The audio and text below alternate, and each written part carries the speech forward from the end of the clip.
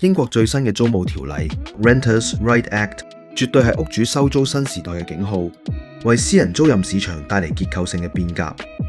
取消固定年期租約，取消無罪驅逐，租客死賴唔肯走，房東無奈難出手，加租受限，面對租金波動，現金流難以預計，利率、維修成本節節上升，面對新時代唔變就會輸。一於轉危為機 ，Supported Living House 長期合約保障，認可機構專業管理，可靠穩定嘅現金流，徹底告別租霸煩惱，輕鬆應對新法例轉變，